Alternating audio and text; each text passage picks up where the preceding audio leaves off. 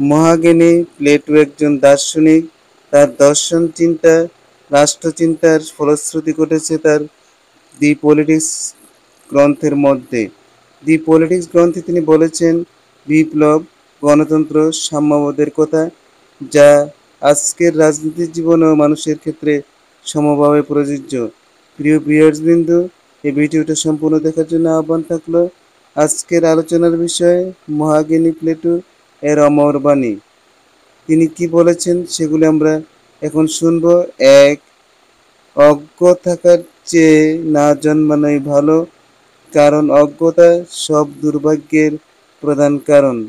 তাহলে অজ্ঞতা হলো মূর্খতার শামিল।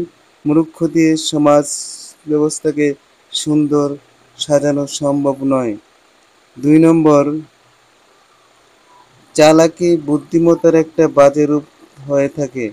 অর্থাৎ চালাকি করে বুদ্ধিমত্তা খাটিয়ে কোনো কিছু করলে সেটা ফল ভালো হতে পারে না, ফলশ্রুতিতে শেষে সেটা খারাপই হয়ে থাকে। ৩, জীবনে একটি শিল্প যা কেবল জ্ঞানের মাধ্যমে প্রকাশ পেতে পারে। জীবন একটা শিল্প যা কেবল জ্ঞানের মাধ্যমে প্রকাশ পেতে পারে। অর্থাৎ জ্ঞান একটা শিল্প, জীবন একটা শিল্প। অতএব জ্ঞান অর্জন করতে হবে প্রত্যেক মানুষকে। ৪, জীবনে কিংবা আচরণে রাষ্ট্রের ন্যায়বিচার তখনই সম্ভব যখন প্রত্যেক নাগরিকের চিন্তা এবং হৃদয়ে সেটা বিদ্যমান থাকে। এখানে কি বলা হয়েছে যে জীবন এবং আচরণে যদি ন্যায়বিচার থাকে সবার মনের মধ্যে, তাহলে রাষ্ট্র সুন্দর হতে বাধ্য।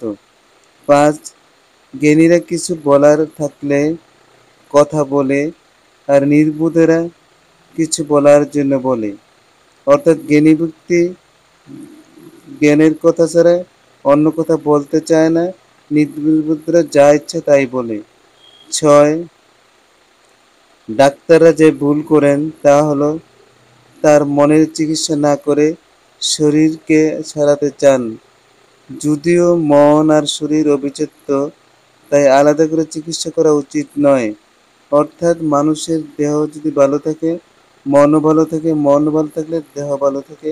অতএব দেহ এবং মনের চিকিৎসা উভয়টাই একসাথে করা প্রয়োজন, এই কথাটা তিনি বলেছেন। ৭, নারীর কাছ থেকে পুরুষের মতো কাজ আশা করলে তাকে অবশ্যই সমান শিক্ষা দিতে হবে। এই কথাটা সাম্যবাদের কথা। তিনি বলেছেন নারীকে যদি আমরা কাজ দিতে চাই তাহলে সমানভাবে দক্ষ করে তুলতে হবে। ৮, নিজেকে এই জন্ম হোক কিংবা পরের জন্মে সর্বদা কর্মে নিয়োগ করো। বিনা চেষ্টায় তুমি কখনো সমুদ্র হতে পারবে না।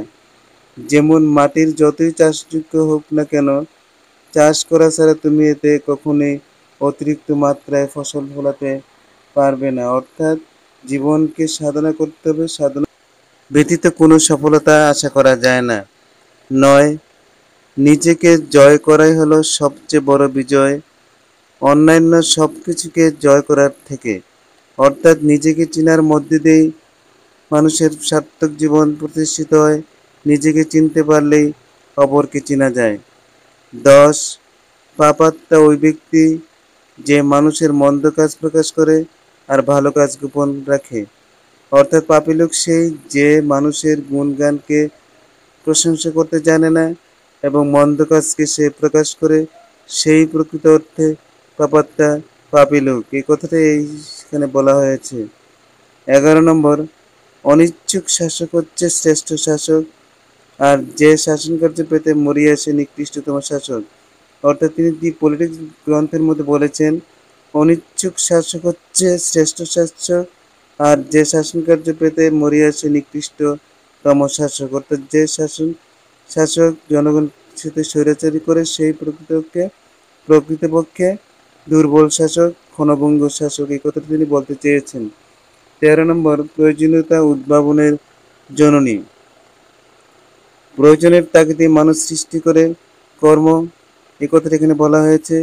১৪ নম্বর, প্রাকৃতিকভাবে প্রত্যেক ব্যক্তি সমান, একই মাটির দ্বারা এবং একই কর্মকার দ্বারা প্রত্যেককে বানানো হয়েছে।